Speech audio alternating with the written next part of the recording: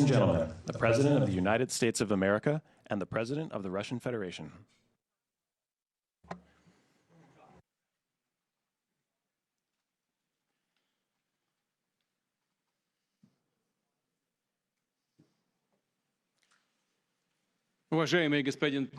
Mr. President, ladies and gentlemen, our negotiations have been held in a constructive atmosphere of mutual respect.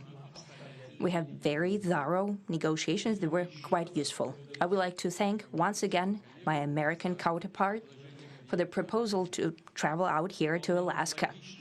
It only makes sense that we've met here because our countries, though separated by the oceans, are close neighbors. So when we've met, when I came out of the plane and I've said, "Good afternoon, dear neighbor. Very good to see you.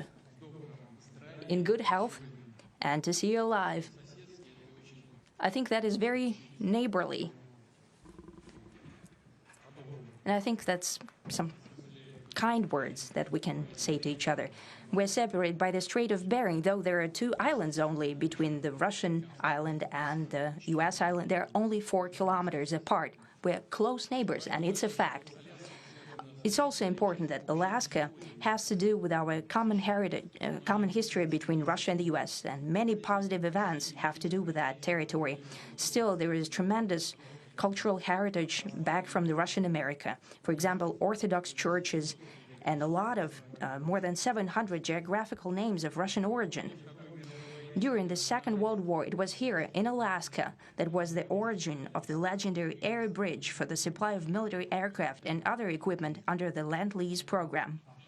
It was a dangerous and treacherous route over the vast emptiness of ice. However, the pilots of both countries did everything to bring closer the victory. They risked their lives and they gave it all for the common victory. I was just in the city of Magadan in Russia, and there is a memorial there dedicated to the Russian and the U.S. pilots. And there are 2 flags, the U.S. flag and the Russian flag. And I know that here as well there is such a memorial. There is a military burial place several kilometers away from here. The Soviet pilots are buried there who died during that dangerous mission. We're thankful to the citizens and the government of the U.S. for carefully taking care of their memory. I think that's very worthy and noble.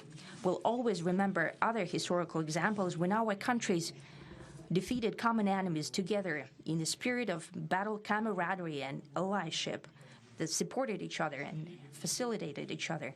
I'm sure that this heritage will help us rebuild and foster mutually beneficial and equal ties at this new stage, even during the hardest conditions. It is known that there have been no summits between Russia and the U.S. for 4 years, and that's a long time. This time was very hard for bilateral relations, and let's be frank, they have fallen to the lowest point since the Cold War. I think that's not benefiting our countries and the world as a whole.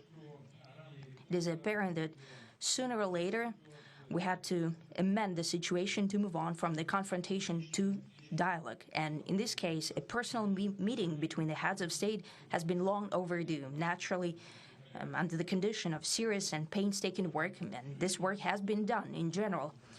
Me and President Trump have very good direct contact. We've spoken multiple times. We spoke frankly on the phone. And Special Envoy of the President, Mr. Witkoff, traveled out to Russia several times. Our advisors and heads of foreign ministries kept in touch all the time.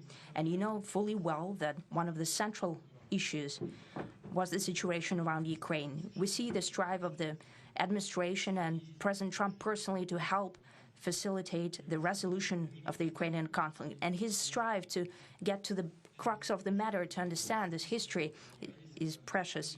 As I've said, the situation in Ukraine has to do with fundamental threats to our security. Moreover, we've always considered the Ukrainian nation, and I've said it multiple times, a brotherly nation, however strange it may sound in these conditions. We have the same roots, and everything that's happening is a tragedy for us and terrible wound. Therefore, the country is sincerely interested in putting an end to it. At the same time, we're convinced that in order to make the settlement lasting and long-term, we need to eliminate all the primary roots, the primary causes of that conflict. And we've said it multiple times, to consider all legitimate concerns of Russia and to reinstate a just balance of security in Europe and in the world on the whole. And I agree with President Trump, as he has said today, that naturally the security of Ukraine should be ensured as well. Naturally, we are prepared to work on that. I would like to hope that the agreement that we've reached together will help us bring closer that goal and will pave the path towards peace in Ukraine. We expect that Kiev and European capitals will perceive that constructively and that they won't throw a wrench in the works. They will not make any attempts to use some backroom dealings to conduct provocations to torpedo the nascent progress. Incidentally, when the new administration came to power, bilateral trade started to grow. It's still very symbolic. Still, we have a growth of 20%. As I've said, we have a lot of dimensions for joint work. It is clear that the U.S. and Russian investment and business cooperation has tremendous potential. Russia and the U.S. can offer each other so much in trade, digital, high-tech, and in space exploration. We see that Arctic cooperation is also very possible, and our international context, for example, between the Far East of Russia and the West Coast of the U.S.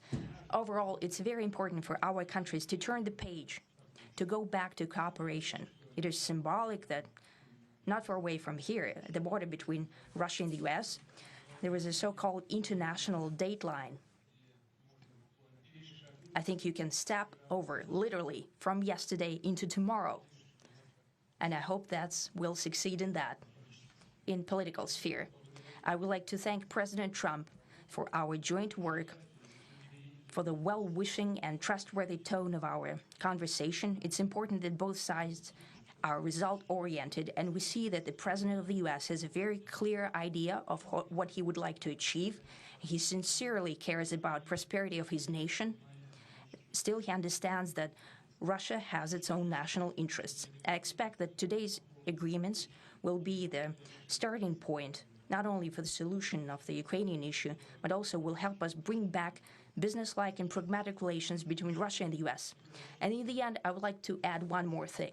I'd like to remind you that in 2022, during the last contact with the previous administration, I tried to convince my previous American colleague that the situation should not be